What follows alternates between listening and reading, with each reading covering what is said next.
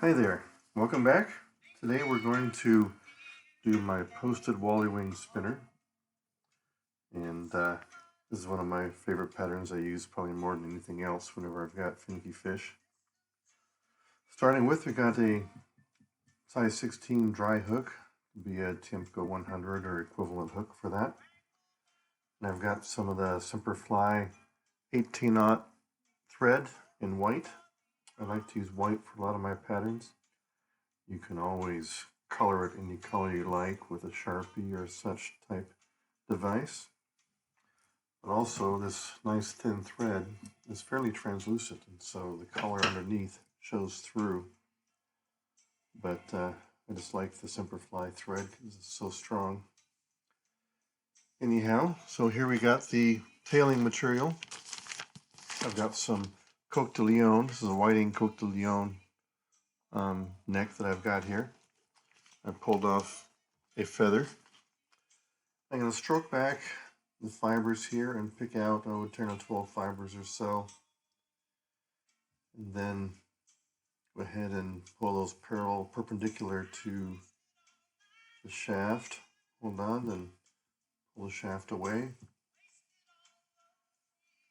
You can take those fibers, and I want to get about a hook length from the tip of the eye to the bend of the back of the bend. Transfer that measurement onto the hook here and tie that down. There we go. I'm going to tie it till the fibers just start to go down around the curve. Then I'll put a single wrap underneath the fibers and pull it up. That'll give me a nice little spread of the tail and hold it in place. I'll wrap forward to the front, cut off the butts, and I'm ready to do the wing. Now the wing on this is the most defining part of the fly. For this I've got some bronze mallard flank. If you have any hunter friends, you want to get close with them so they can send you some mallard flank. I use it a lot for this. My friend Dale gives me bags of it, so I've got some bronze mallard flank here. I'm going to take one of those feathers, pull off all the fuzzies down at the base. And I'm going to take the tip. It helps if you kind of lick your fingers and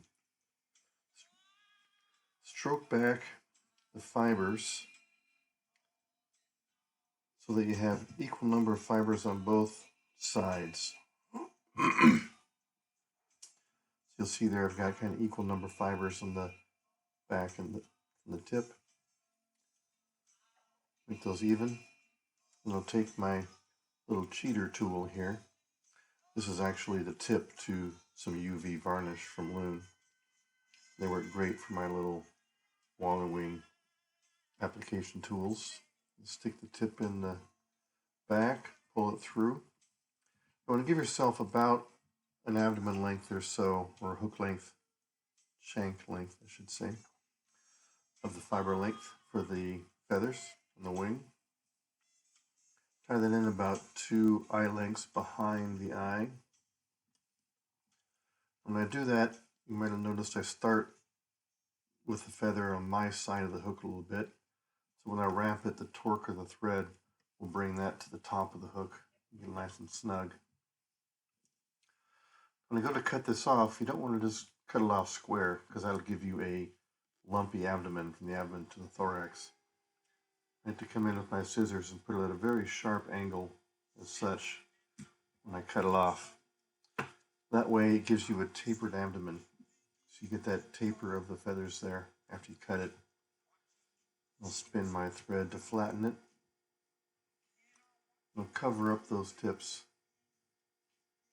on the back end, all the way back to the tail. You see it gives you a nice tapered abdomen. That'll come important for the next step. So I'm going to split the feather here to make the 2 wings. Notice now I've got that feather tied in. I'm going to grab 1 or 2 fibers from each side. So I've got 2 fibers here. I'm going to pull the shaft away from the feather. We'll do that on the other side. I'll grab the shaft with one hand, grab a couple of fibers with the other, and pull the shaft away from the feather. There you go. I'm going to cut off the little tips that I pulled on there. Now the center shaft here, a couple things you can do with it. You can just cut it off or break it off. What I like to do, pull it back, just wrap it down the abdomen. It helps give a nice smooth transition on the abdomen, and it also makes it a little nicer. I've got my wings on here, and this is the step that I do, which is different than most everybody else. But I found that it gives a couple of great benefits. First of all, it strengthens the wing when you post the wings. It makes them stronger, and it also gives me the ability to position the wings how I want to, which would be important when you go to cast this pattern, so it won't act like a propeller. So I'll turn it so you can kind of see what I'm doing here. Is I'm going to come up in between the wings and wrap around one on the far side. Give it a few wraps, and I'll hold the tip, pull the thread snug, and continue to wrap. When you get 10 or 12 wraps going up the feather, just like you're posting a parachute, if you're going to do it like a parachute atom, something like that, keep that thread snug, and then work your way back down to the base. You should get a nice thread base that way around the post. Now you'll see that the feather got kind of twisted from the torque of the thread. Now it's kind of tilted with the front edge down. Now I'm going to bring that and twist it back up so that it's parallel with the shaft again. So what I'll do is go around the opposite direction that I wrapped before, like 3 wraps, and come around the hook shank and just pull down, and that'll twist it back just like that. Now you'll see that feather is parallel to the shaft of the hook. I'll do the same thing on the opposite side. I'm going to wrap around the wing post. Grab it and pull it snug. I'm going to go back down the wing. And again, it twisted it a little bit. Now the leading edge is tilted down towards the eye. Okay, a couple of wraps in the opposite direction. And come around the abdomen. Just pull tight, and it'll twist that back. In doing so, this one twisted back as well, so I can do it again. Pull that opposite wing back parallel. I want both wings to be in the same plane. Doesn't have to be perfectly parallel with the shank of the hook. In fact, I like mine to be a little bit elevated in the front. So the front edge kind of leans forward a little bit. You gotta make sure that both wings are in that same plane. That way when you're casting it, it won't tend to spin like a propeller. Now I'm going to come back here to the tail section. I'm going to put in some turkey biot.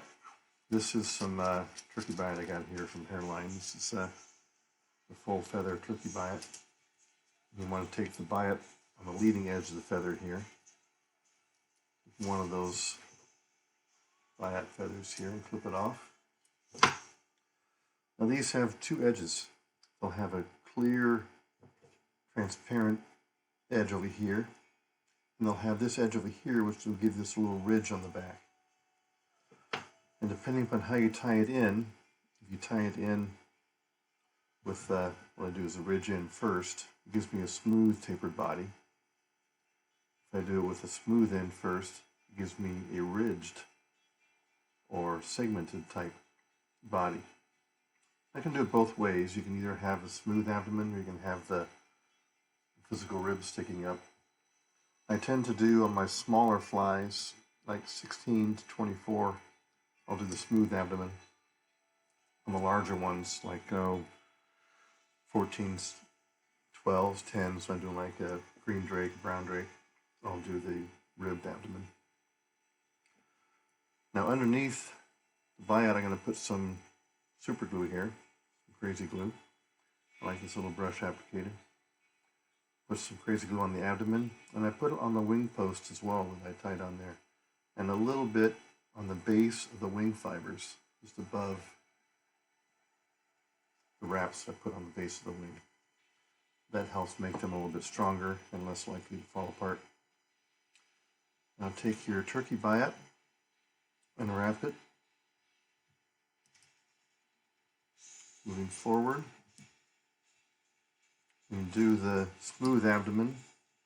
You'll cover up that little leading edge rib. Move forward, and you'll see it gives you a coloring segmentation. One wrap to the next. Get up to the wing. Go ahead and tie that off. And you can try breaking that off or cutting it. Cutting this one. There we go. And you've got your tail, your abdomen, and wings. We'll put a little thorax on here. For this, I'm going to be using some kapok dubbing. I got this from Semper Fly. This is their kapok. Comes in a nice little variety pack here. And I'm going to take some March Brown that will match the color of my abdomen I have on there. This kapok is nice, light, very hydrophobic material. Floats very well. Easy to dub, especially if you want to make very fine-bodied dubbing noodles like this. Doesn't build up a lot of bulk. You build up a small little noodle here, and we will take this dubbing noodle and wrap it around the base of the wings and make a thorax. There we go. We'll go in front of the wing, behind the wing, and over the wing in both directions. Behind it again, back in front. I've got my thorax around the base of the wings. A little whip finish. We're done. Not very complicated to tie this once you get some practice of doing those wings. And like I say, it's one of the most effective patterns when I'm casting a very finicky trout. I put up on Henry's Fork there in the Railroad Ranch section, some of the most picky trout you'll ever see. And I catch probably 70% of my fish up there on this pattern. Hope you enjoyed it. Give it a try, and happy tying.